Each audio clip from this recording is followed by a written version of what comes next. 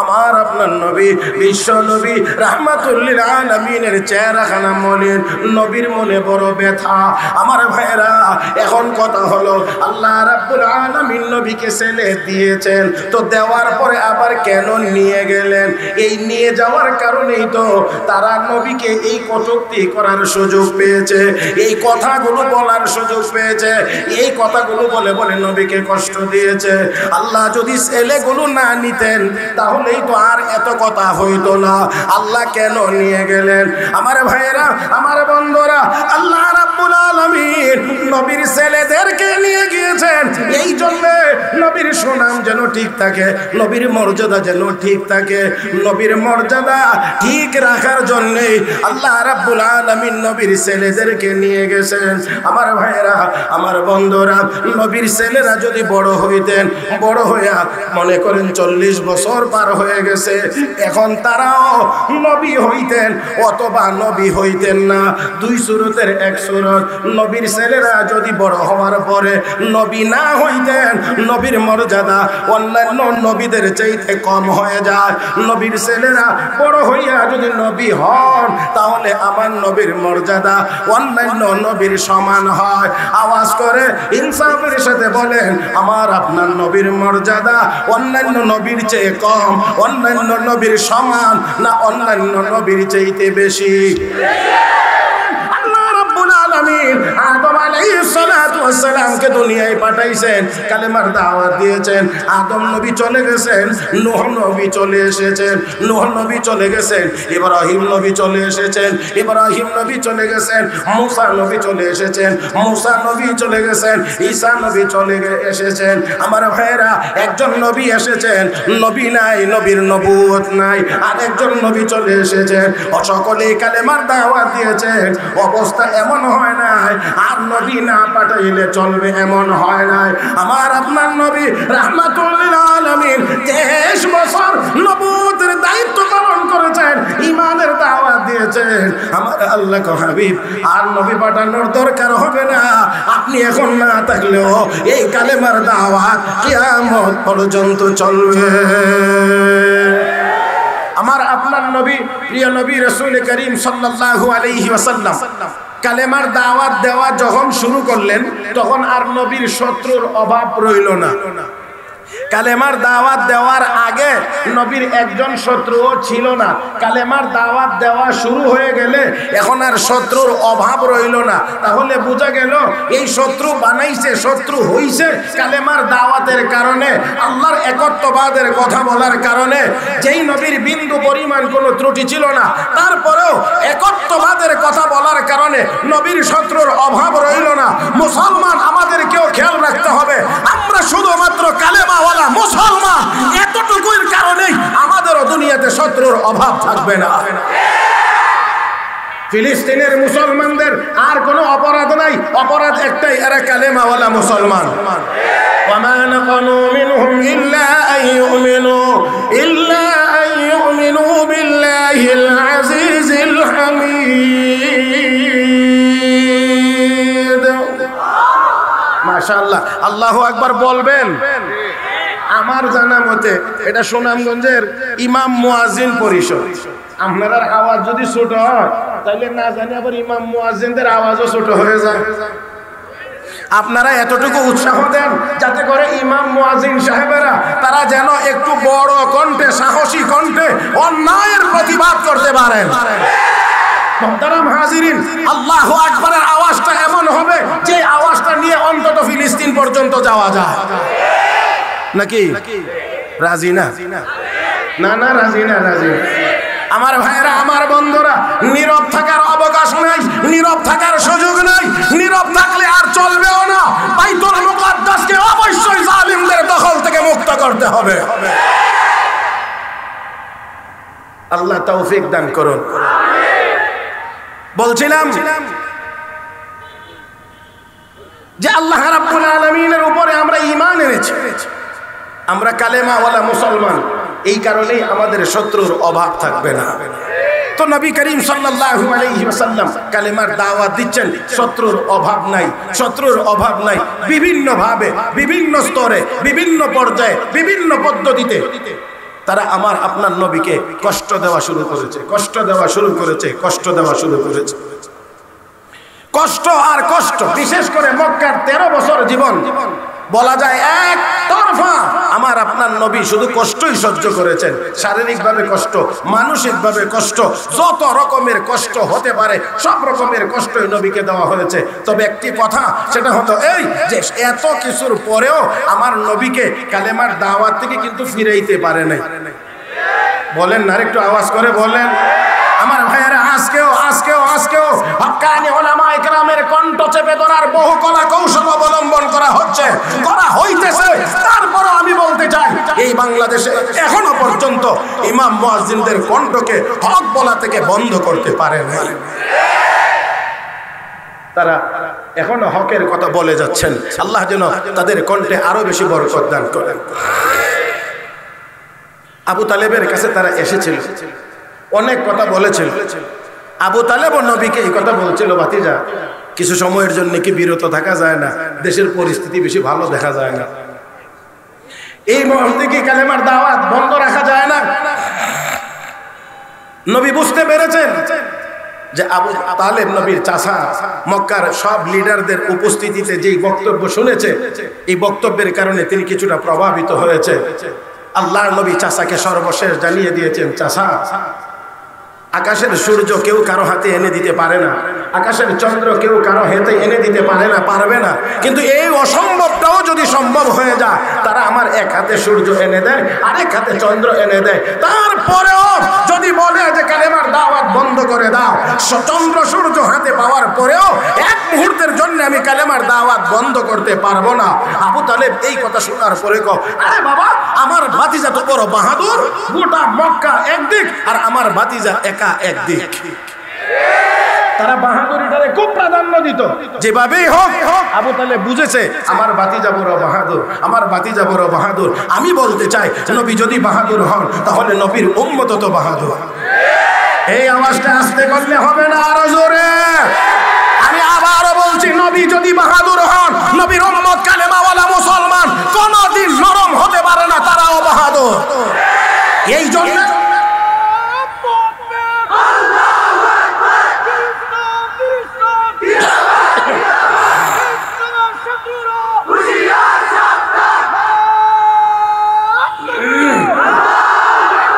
আমার ভাইয়েরা, আমার বন্ধুরা, আমরা মুসলমান, আমরা মুসলমান। আমাদের ভিতরে আছে লা ইলাহা ইল্লাল্লাহু মুহাম্মাদুর রাসূলুল্লাহ, এই শক্তিশালী ঈমান আমাদের ভিতরে আছে।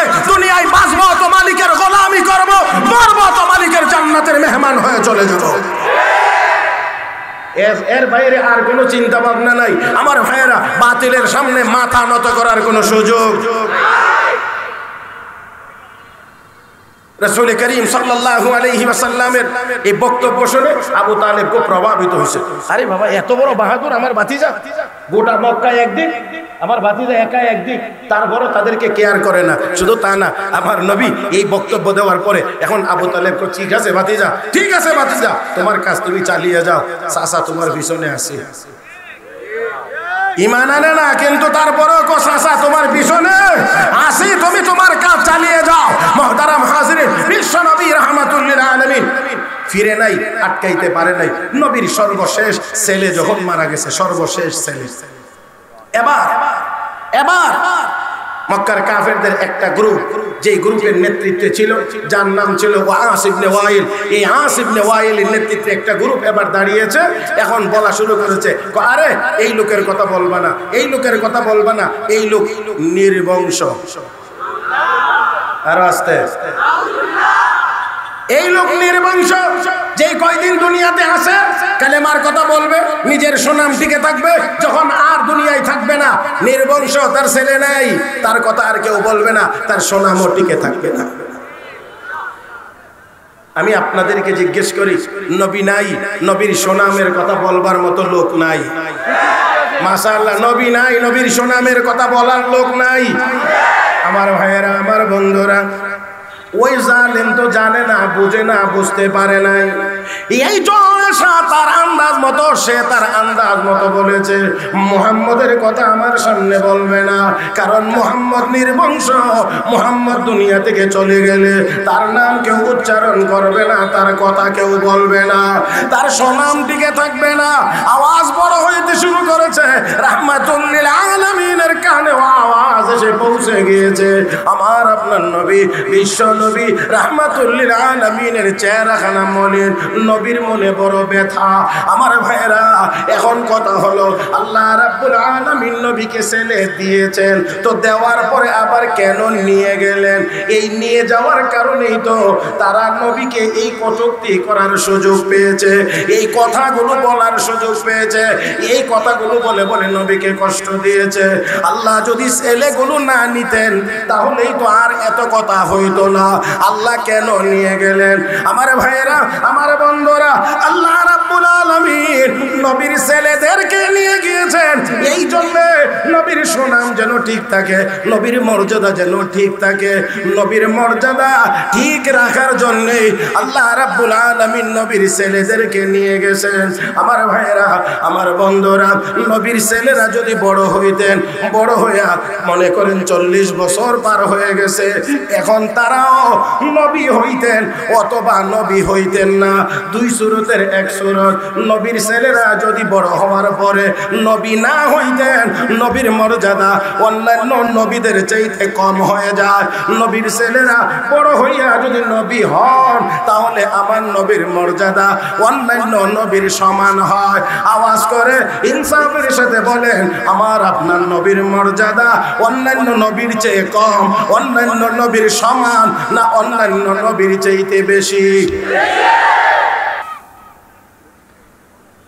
নবীর ছেলে বড় হয়ে যদি নবী না হন, ইব্রাহিম আলাইহিস সালাতু ওয়াস সালামের ছেলে নবী, ইসহাক আলাইহিস সালাতু ওয়াস সালাম, ইসহাক আলাইহিস সালামের ছেলে ইয়াকুব আলাইহিস সালাম নবী, ইয়াকুব নবীর ছেলে ইউসুফ আলাইহিস সালাম নবী।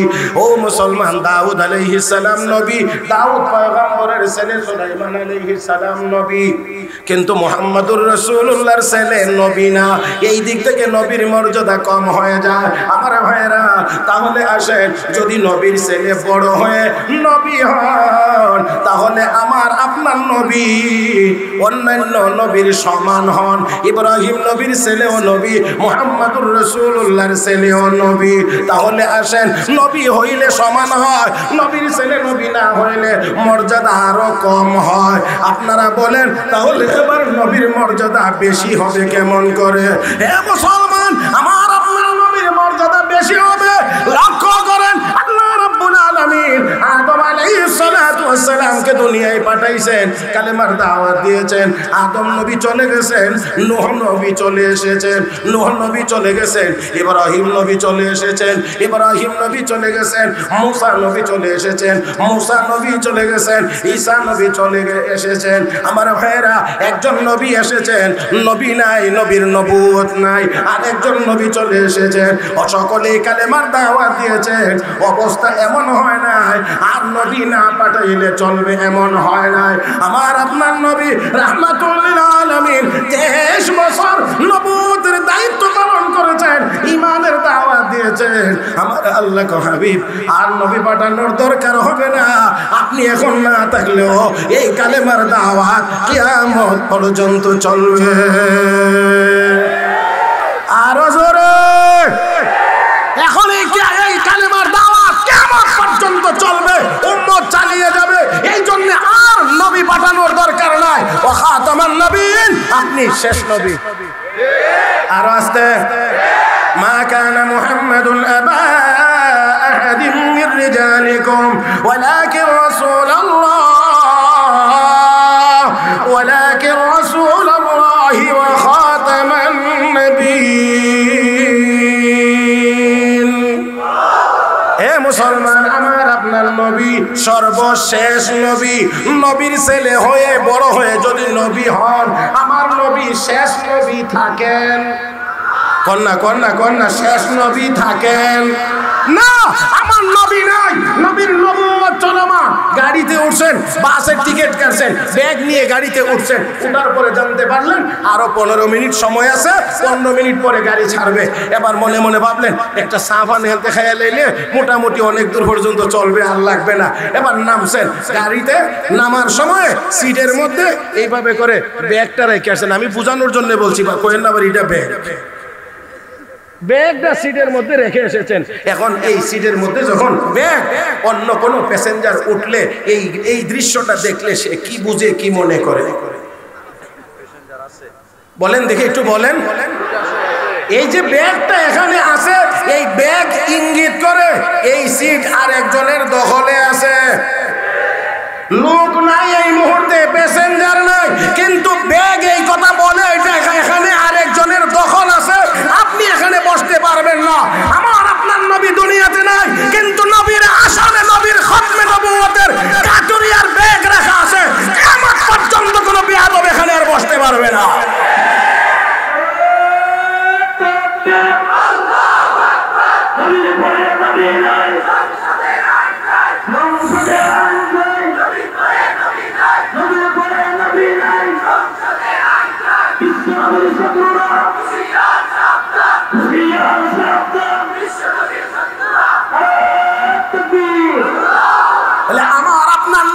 আমার আপনার নবী সর্বশেষ নবী, এটা হলো আমার নবীর মর্যাদার বিষয়। আরো জোরে, আমার আপনার নবী সর্বশেষ নবী, এই নবীর পরে আর নবী নাই, এটা হলো নবীর মর্যাদা।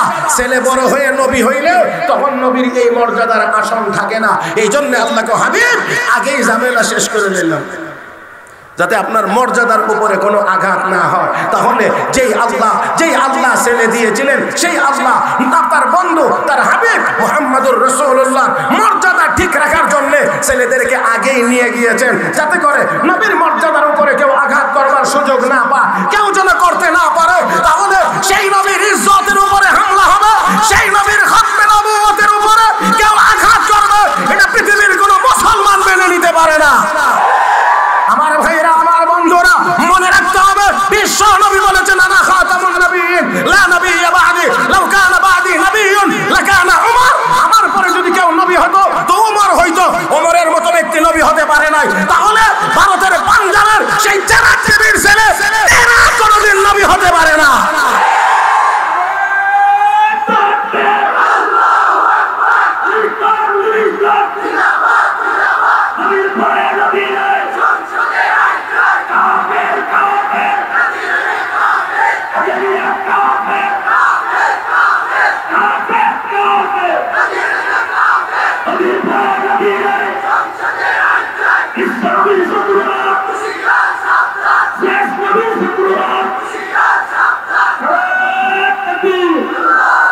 মুহতারাম হাজিরিন, তাকে একটি কথা না বললেই নয়, কারণ বারবার স্লোগানে বলা হচ্ছে নবীর পরে নবী নাই, সংসদে আইন চাই। কাদিয়ানীরা যারা গণনা, তাদের ইমানের সমস্যা আছে।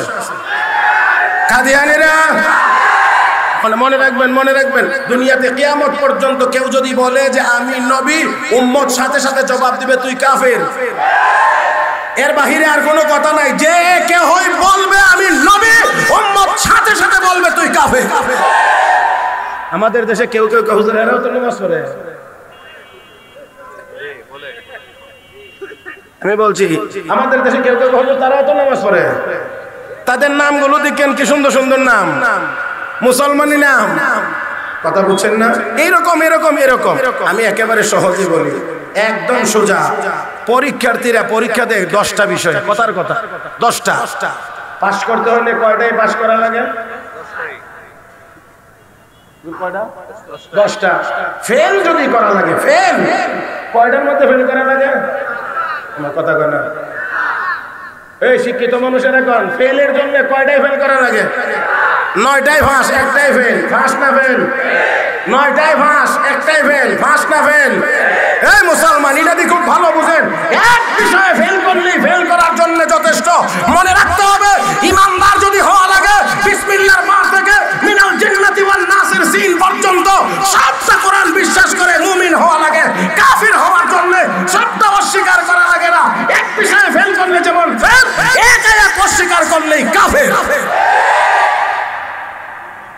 কাফের হওয়ার জন্য পুরা কোরআন অস্বীকার করা লাগে না। কথা ঠিক কিনা মুহতারাম হাজিরিন? আসেন সামনের দিকে যাই। আমি আগেই বলছি, আপনারা কি ডাইনে বামে আমারে রাখে অন্যদিকে তাকাইবেন? তাহলে 2 মিনিট সময় দেয়া লাই, একসাথে দেখে লাইবেন না? আর না হইলে একটু দয়া করে আমারে দেখেন, ঘড়ির কাঁটা কিন্তু আমার চেয়েও বেশি দ্রুত চলতেছে। আমি অনেকটা তারাবির নামাজের মতো চেষ্টা করতেছি আজকে ওয়াজ করার জন্য। তারাবির নামাজের কেরাত আসতে না একটু দ্রুত, তা আমি একটু দ্রুতই চেষ্টা করতেছি, কিন্তু তারপরও স্টেশন পর্যন্ত যাইতে পারবো কিনা জানি না। চেষ্টা করলেও আপনারা ঠেলাইলেও আমার এই সীমানা অতিক্রম করতে পারবো না, কারণ মানে খুব অক্সিজেন লাগানো রোগীর মতো আজকে আমার অবস্থা। মুহতারাম হাজিরিন, সেই জন্য একেবারে গনে গনে আপনাদের সামনে কয়েকটি কথাই মাত্র বলবো। আসুন বলছিলাম তো, আমার আপনার নবী ছেলেদেরকে আল্লাহ নিয়ে গেছেন যাতে করে নবীর মর্যাদা, নবীর শান মান সব কিছু যেন জায়গা মতো অক্ষুণ্ণ থাকে, সেই জন্যে। আর ওই দুষ্টরা বলে কি এই লোকের কথা বলবে না, তার মান, তার শান, তার মর্যাদা, তার ইজ্জত কিছুই থাকবে না, কারণ সে তার নির্বংশ, তার ছেলে বলেন ছেলে নাই। এই জন্যে এই আওয়াজ যখন আমার আপনার নবীর কানে চলে এসেছে, নবীর চেহারাখানা একটু মলিন, আমার নবীর মনটা একটু খারাপ, নবীর চেহারা মলিন হোক এটা কি আল্লাহ চান? নবীর চেহারা মলিন হোক এটা কি আমার আল্লাহ চান? না, চাইবেন না, চাইতে পারেন না, কারণ আমার আল্লাহ আমার নবীর চেহারা মুবারকের চাইতে সুন্দর কোন চেহারা আগেও বানান নাই, পরেও বানাবেন না। আমার আপনার নবীর চেহারা মুবারকের চাইতে সুন্দর কোন চেহারা আমার আল্লাহ আগেও বানান নাই, নবীর পরেও বানাইবেন। হযরত হাসান ইবনে সাবিত বলেছেন, কাআন্নাকা কাদ খুলিকতা কামা তাশাউ, নবী গো মনে হয় যেন আপনি যেমন সুন্দর চেয়েছেন আল্লাহ আপনাকে এমন সুন্দর করেই বানাইছেন। ও ভাইরা, এমন সুন্দর উলামায়ে কেরাম আছেন, শুনেছেন আপনারা আমার আপনার নবীর উপরে সে নবুয়ত খতম, যেটা একটু আগে আমি বললাম, আমার আপনার নবীর উপরে এসে নবুয়ত খতম, আমার আপনার নবীর উপরে এসে হুসন জামাল তথা সৌন্দর্য খতম। তার মানে আমার নবীর পরে যেমন নবী নাই, নবীর পরে নবীর চাইতে কোনো সুন্দর মানুষ পৃথিবীতে নাই। হে মুসলমান, আমার আপনার নবীর চেহারা মুবারক সবচেয়ে বেশি সুন্দর করে আমার আল্লাহ বানাইছেন। আমার আপনার নবীর চেহারা মুবারক আমার আল্লাহর কাছে সবচাইতে বেশি প্রিয়, এই জন্য আমার নবী চেহারা মুবারক উপরের দিকে উঠাইলে আমার আল্লাহ নবীর কলবের দিকে তাকিয়ে থাকেন। জানি না আপনারা বুঝছেন কিনা, নবী চেহারা মুবারক উপরের দিকে উঠাইলে আমার আল্লাহ নবীর কলবের দিকে তাকান। কেন? হাবিব চেহারা কেন উঠাইছে উপরে? মনের ভিতরে কি? আরে ভাই, আপনার ফুয়া একটা, আপনার ছেলে একটা সামনে দিয়ে এসে গেলি ঘুরে কিছু কয় না, কথা বুঝেননি? অনেক সময় আছে না, অনেক ছেলে দেখবেন এখানে খালি বাপের দিকে শ্বাস আর কেমন কেমন জানি মুসকি মুসকি হাসে, অথবা কেমন জানি হয়ে থাকে, তো বাপের কি তোর কি লাগবো কস না। তার মানে কি? আরে হ্যাঁ, যে মুখ খুলতেছে না কিন্তু ভিতরে কোনো একটা কিছু আছে। এই জন্য আমার নবী, আপনার নবী যখন উপরের দিকে চেহারা মুবারক উঠা, তো আমার আল্লাহ নবীর কলবের দিকে তাকিয়ে থাকেন হাবিবের মনের ভিতরে কি। এইদিকে তাকাইছেন আল্লাহ, এই দিক দিয়ে দেখে কি চায়। কই জিবরাইল, আমার হাবিবকে গিয়ে বলে দাও, দিয়ে দিছে। যেমন এর ভিতরে একটা হলো কিবলা পরিবর্তন। আমার নবী নামাজের ভিতরে দাঁড়িয়ে সূরা কিরাত পড়েন আর উপরের দিকে মাথা মুবারক, চেহারা মুবারক ওঠা। আলহামদুলিল্লাহি রাব্বিল আলামিন আর রহমানির রহিম। আমার দিকে তাকাইছেন নবী, قد نرى تقلب وجهك في السماء। আল্লাহ কো হাবিব, ভালো করেই দেখছি আপনি যে বারবার চেহারা উপরের দিকে আসমানের দিকে উঠাইতেছেন, এটা আমি আল্লাহ খুব ভালো করে দেখছি। কেন? তখন আমি আপনার কলবের দিকে চাইছি, আপনার তো চেহারা আসমানের দিকে উঠাইছেন, আর আমি আল্লাহ আমার কুদরতি চোখ দিয়ে আপনার কলবের দিকে তাকাইছি। তাকায়া দেখি আপনি কেন উপরে তাকাইছেন, পাইছি ভিতরে বলা নুওয়াল্লিয়ান্নাকা কিবলাতান তারদাহা, আপনার মনের চাহিদা মোতাবেক যেন আমি কিবলা পরিবর্তন করে দেই। আল্লাহ কয় জিবরাইল যাও, আমার হাবিবের চেহারা উপরের দিকে উঠবে আর মনে মনে কিছু চাইবে, আর আমি দেব না, হয় না। এজন্য 2 রাকাত বাইতুল মুকাদ্দাসের দিকে, 2 রাকাত বাইতুল্লাহর দিকে, ওই 2 রাকাত পুরা করার আগেই আমার বন্ধুর চাহিদা আমি আল্লাহ পুরা করে দিলাম। এটা হলো আমার নবীর চেহারা মোবারক। মুহতারাম হাজিরিন, আমি আপনাদেরকে মনে পড়ে গেছে বিধা আর একটা কথা না বললেই হয় না, সেজন্য ফাঁকে বলছি। বিশ্ব নবী রাহমাতুল লিল আলামিন নবী মুহাম্মদুর রাসূলুল্লাহ সাল্লাল্লাহু আলাইহি ওয়াসাল্লাম একদিন ইব্রাহিম আলাইহিস সালাতু ওয়াস সালামের দোয়ার কথা স্মরণ করেছেন, ঈসা নবীর দোয়ার কথা স্মরণ করেছেন। ইব্রাহিম নবীর দোয়ার কথা আল্লাহ কোরআনে উল্লেখ করেছেন। ঈসা رب إنهن أضللن كثيرا من الناس فمن تبعني فإنه مني ومن عصاني فإنك غفور رحيم. এটা ইব্রাহিম নবীর দোয়া, ঈসা নবীর দোয়া। ইন তুআযিবহুম ফাইন্নাহুম ইবাদুক ওয়া ইন তাগফির লাহুম ফাইন্নাকা আনতাল আজিজুল হাকীম। আল্লাহ নবী 2 নবীর দোয়ার কথা স্মরণ করে আমার আপনার নবী চেহারা মুবারক উপরের দিকে উঠাইলেন আর চোখের পানি ছেড়ে দিয়ে নবী কাঁদেন, আল্লাহুম্মা উম্মতি আল্লাহুম্মা উম্মতি। আল্লাহু আকবার কোন, আর একটু জোরে কোন। ইব্রাহিম নবীর দোয়ার কথা স্মরণ হয়েছে, ঈসা নবীর দোয়ার কথা স্মরণ করে নবী আমাদের জন্য কাঁদে, আল্লাহুম্মা উম্মতি আল্লাহুম্মা উম্মতি। আল্লাহ আমার উম্মতকে maaf করে দাও, আল্লাহ আমার উম্মতকে maaf করে দাও। সেই উম্মত নবীর বিরুদ্ধে কোনো কথা মেনে নিতে পারে না। এই বাংলার জমিনে ইমাম মুয়াজ্জিন সহ এই দেশের তাওহীদি জনতা জিন্দা থাকতে কোনো নাস্তিক মুরতাদকে আমার নবীর ইজ্জতের উপরে হামলা করতে দেওয়া হবে না। মুহতারাম হাজিরিন, আমার নবী কাঁদেন, চোখের পানি ছেড়ে কাঁদেন, আল্লাহুম্মা উম্মতি আল্লাহুম্মা উম্মতি। আল্লাহ আমার উম্মত, আমার উম্মত। আজকে উম্মত কোথায় চলছে? আজকে উম্মতের মাথা থেকে পা পর্যন্ত তাকাইলে নবীর সুন্নতের কোনো আলামত পাওয়া যায় না। একটু ভাবেন, শুধু সুনামগঞ্জের সুন্দর সুনামের সাথে বাড়িঘর এই সুনাম দিয়েই হবে না, হাসরের ময়দানে নবীর সামনে গিয়ে দাঁড়াইতে হবে। এই যুবকেরা, তোমাদের মাথায় হাত রেখে অনুরোধ করছি, একটু তাকাও। তোমার নবীর মাথা কেমন ছিল আর তোমার মাথাটা কেমন? হাসরের দিন যদি নবীর হাতে হাউজে কাউসার মনে চায়, দরকার যদি হয় যে নবীর হাতে হাউজে কাউসার আমার দরকার, পান করতে হবে, আর সেই আশায় যদি নবীর কাছে যাও আর তোমার মাথার চুলের কাটিং যদি থাকে রোনাল্ডোর মতো আর মেসির মতো আর নেইমারের মতো, তোমাকে দেখে তো আমার নবী চেহারা ঘুরাই নিয়ে বলবে, তুই আমার কাছে কেন পানির জন্য আইছো? তোর আদর্শ তো নেইমার, তোর আদর্শ রোনাল্ডো, তোর আদর্শ মেসি, সেখানে যা। হাসবার জন্য বলি নাই, বড় কষ্ট নিয়ে বলেছি, বড় ব্যথা নিয়ে বলেছি। তোমার নবীর মাথা মুবারকের চাইতে, তোমার নবীর চেহারা মুবারকের চাইতে তো দুনিয়াতে কোনো সুন্দর মাথা আল্লাহ বানান নাই, সুন্দর চেহারা বানান নাই। তোমার নবীর চেহারা তোমার কাছে পছন্দ হয় না। তোমার আল্লাহ তোমাকে পুরুষ বানাইছে, তোমার আল্লাহ তোমাকে মহিলা বানাইছে, এটা তোমার ভালো লাগে না? তুমি এখন পুরুষ হয়েও মহিলা হইতে চাও, মহিলা হয়েও তুমি পুরুষ সাজতে চাও। এই ট্রান্সজেন্ডার মতবাদ এই বাংলার জমিনে চলতে পারবে না। আমার ভাইয়েরা, কি আজীব কারবার, কি আজগুবি কথা। পুরুষ হঠাৎ করে বলে মহিলা হয়ে যাবো গা, আর আমদার বলে এটার মান তুমি। ও মা, এটাই তো কথা। মানে কেউ যদি বলে যে আমি এখন, কোনো পুরুষ যদি বলে আমি এখন থেকে মহিলা, তাহলে তাকে স্বীকৃতি দিতে হবে, তুমিও লেডিস। লেডিস যদি কয় আমিও পুরুষ, আয় হায় হায়, বুড়া মিয়া বিয়া করছেন, 40 বছর সংসার করছেন, আজকে বাড়িতে গেলে যদি তাই এই কথা কয় যে আমিও এখন থেকে তোমার মতো একজন পুরুষ, কি হবে উপায়?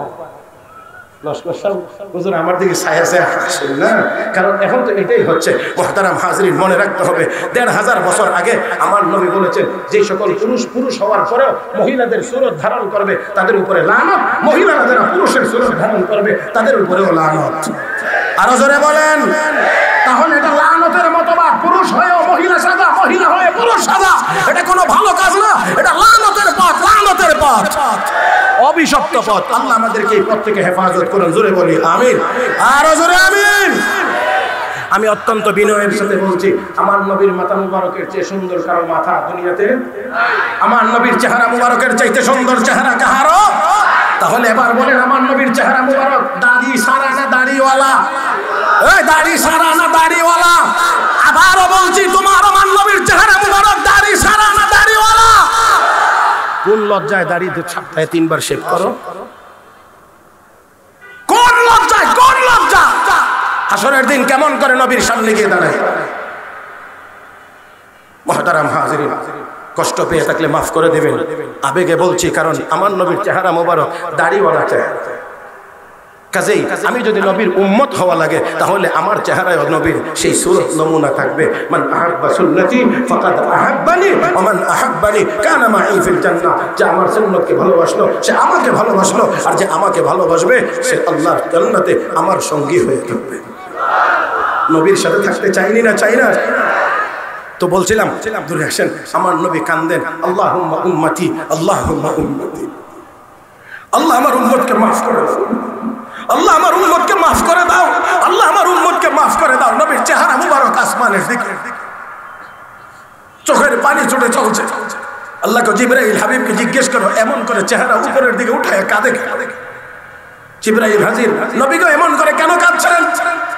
জিবরাইল, ইব্রাহিম নবী তার উম্মতের জন্য দোয়া করেছেন, ঈসা নবী তার উম্মতের জন্য দোয়া করেছেন, তাই আমি আমার উম্মতের জন্য কাঁদছি। আল্লাহ জিবরাইল, আমার হাবিবকে সুসংবাদ শোনায় দাও, আমি আল্লাহ আমার হাবিবকে তার উম্মতের ব্যাপারে কখনোই অসন্তুষ্ট করব না। যেই নবী আমার আপনার জন্য আল্লাহর কাছ থেকে আগেই পথ ক্লিয়ার করে রাখছেন, সেই নবীর উম্মত আর নবীর আদর্শ বাদ দিয়ে ইউরোপ, আমেরিকা, পাশ্চাত্যের সেই সভ্যতা এখন নিজেদের মধ্যে লালন করে। ধিক্কার জানাই ওই জাতীয় সভ্যতাকে, যেই সভ্যতা আমার নবীর আদর্শের উল্টা চলে। এটা কোনো সভ্যতা হতে পারে না। সভ্যতার ধারক এবং বাহক, সভ্যতার কেন্দ্র হলো আমার নবী মুহাম্মদুর রাসূলুল্লাহ সাল্লাল্লাহু আলাইহি ওয়াসাল্লাম। জোরে কোন ঠিক কিনা?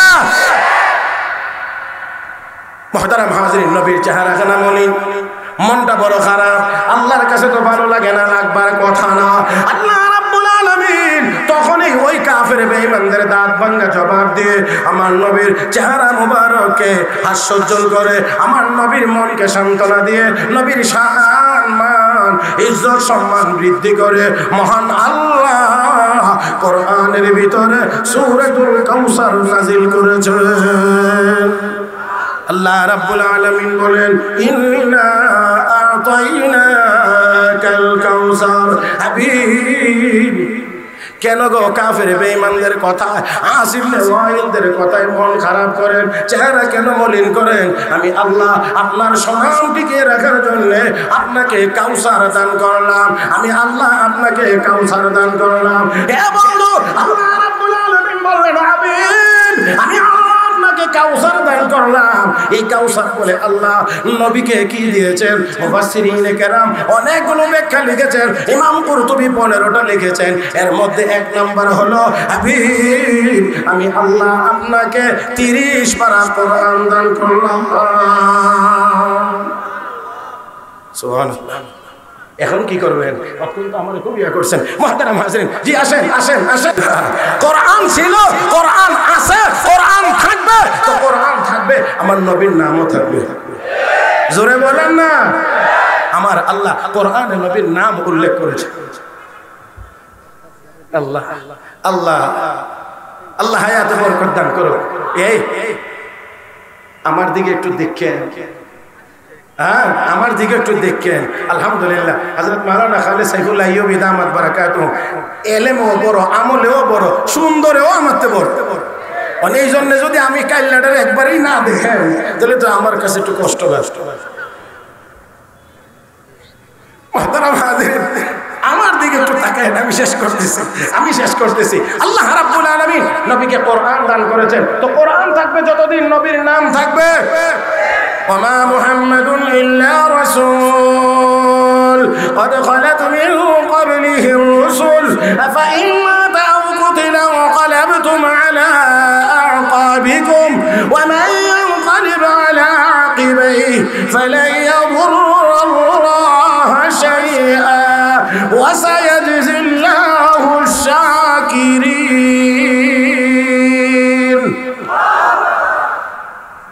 মা কানা মুহাম্মাদুন আবা আহাদিন মির রিজালিকুম ওয়ালাকিন রাসূলুল্লাহি ওয়া খাতামান নাবিয়্যিন। মুহাম্মাদুর রাসূলুল্লাহ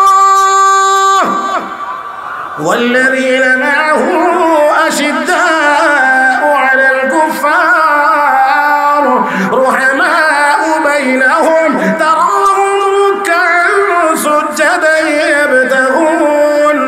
يبتغون فضلا من الله ورضوانا। নবীর নাম নাই না আছে? আর জোরে আছে। তাহলে কোরআন থাকবে যতদিন আমার নবীর নামও থাকবে। আল্লাহ কয় হাবিব ইন্না আতাইনাকাল কাউসার, আমি আল্লাহ আপনাকে কাউসার দান করলাম। লম্বা করছি না। 2 নাম্বারটা শুধু একটু টাচ করে আমার আলোচনা শেষ। 2 নাম্বার হলো ইন্না আতাইনাকাল কাউসার, হাবিব আমি আল্লাহ আপনাকে কাউসার দান করলাম। এর এক ব্যাখ্যা হলো, দ্বিতীয় নম্বর ব্যাখ্যা হলো আপনার উম্মতের ভিতরে আমি আল্লাহ অধিক পরিমাণ আলেম ওলামা দান করেছি। এই নবীর উম্মতের ভিতরে এত আলেম ওলামা, যে ওলামায়ে কেরাম কিয়ামত পর্যন্ত নবীর শান মান মর্যাদা রক্ষার আন্দোলন করবে। যখন এই যেখান থেকে যেই ধরনের বাতিল হামলা করবে নবীর ইজ্জতের উপরে, ওলামায়ে কেরাম সেই হামলার জবাব দেবে ইনশাআল্লাহ। আপনারা আলেম ওলামাদের সাথে থাকবেন না থাকবেন না? মনে রাখবেন, মনে রাখবেন, মনে রাখবেন, নবীর সাথে যারা বেয়াদবি করে কোন বেয়াদবের পরিণতি ইতিপূর্বে ভালো হয় না, কিয়ামত পর্যন্ত ভালো হবেও না, ভালো হবেও না, হইতে পারেও না। কারণ আমার নবীর শানে কেউ বেয়াদবি করলে অ্যাকশন হয় আরশে আজিম থেকে। আমার নবীর সাথে বেয়াদবি করেছিল আবু জাহেল, পরিণতি ভালো হয় না। বেয়াদবি করেছিল আবু লাহাব, পরিণতি ভালো হয় না। আমার নবীর সাথে বেয়াদবি করেছিল আব্দুল্লাহ ইবনে কামিয়া, তার পরিণতি ভালো হয় না। নবীর সাথে বেয়াদবি করেছিল মুসাইলামাতুল কাযযাব, পরিণতি ভালো হয় না। আমার নবীর সাথে বেয়াদবি করেছিল গোলাম আহমদ কাদিয়ানী, পরিণতি ভালো হয় না। আমার নবীর সাথে বেয়াদবি করেছিল সালমান রুশদি, পরিণতি ভালো হয় না।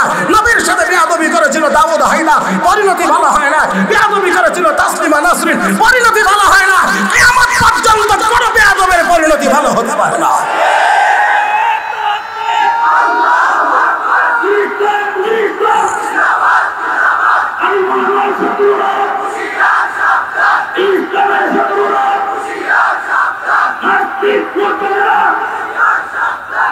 আমার ভাইরা, আমার বন্ধুরা, তাই আসুন নবীর উম্মতের ভিতরে ওলামায়ে কেরামের পরিমাণ বেশি, আর বাংলাদেশে আলহামদুলিল্লাহ সেই পরিমাণ আরো বেশি। আরো জোরে। এই ছোট্ট একখানা বাংলাদেশ, ছোট্ট একখানা বাংলাদেশ, বিশ্ব মানচিত্রে বাংলাদেশ পুরার নামটা আমাদের দেশের ভিতরে লেখা যায় না, অথচ এই দেশে ছোট বড় মিলায় প্রায় 5 লাখের মতো মসজিদ। আরো আরো আসতে সুবহানাল্লাহ করে 5 লাখের মতো মসজিদ। আমার ভাইয়েরা, আমি যদি কথাটা বলি বুঝাইতে পারবো কিনা জানি না। এত ছোট্ট জায়গার ভিতরে আমার আল্লাহ তো পৃথিবীর আর কোন জায়গাতে আল্লাহ এতগুলো সেজদাও বান্দার কাছ থেকে পায় না, যত সেজদাই বাংলার জমিনে পায়। এতটুকু জায়গার ভিতরে এত মসজিদ আর এত সেজদা। যদিও আমরা বেনামাজির পরিমাণ বেশি, তারপরেও বলছি বাংলাদেশের মতো ছোট্ট দেশের ভিতরে এত মসজিদ, এত নামাজি, এত মুসল্লি, এত সেজদা আমার আল্লাহ পৃথিবীর আর কোনো জায়গাতে পায় কিনা আমার জানা নাই। আমার ভাইয়েরা, আমার বন্ধুরা, তাহলে আসুন যেই দেশে ফিলিং স্টেশন করতে গেলে নামাজের জায়গা দেওয়া লাগে, যেই দেশে ট্রেন চালাইতে হলে নামাজের জায়গা দেওয়া লাগে, যেই দেশে হোটেল চালাইতে গেলে নামাজের জায়গা করে দেওয়া লাগে, লঞ্চ চালাইতে হলে নামাজের জায়গা লাগে, বিমান চালাইতে হলে নামাজের জায়গা লাগে। আমার ভাইয়েরা, যেই দেশে নামাজের জায়গা সব জায়গায় করে দেওয়া লাগে, সেই দেশ থেকে ইসলামকে উৎখাত করে দেওয়া কোন পাগলের স্বপ্ন কোনদিন বাস্তবায়ন হবে না।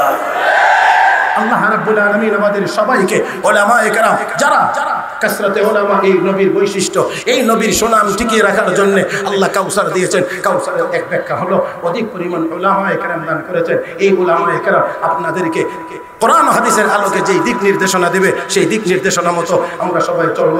আল্লাহ আমাদের সবাইকে তৌফিক দান করুন। জোরে বলেন আমিন। আরো জোরে বলেন আমিন। سبحانك اللهم وبحمدك أشهد أن لا إله إلا أنت أستغفرك وأتوب إليك وآخر دعوانا أن الحمد لله رب العالمين والسلام عليكم ورحمة الله وبركاته। এতক্ষণ ভিক্ষুকের ওয়াজ শুনছেন, এখন সুলতানের ওয়াজ শুনুন।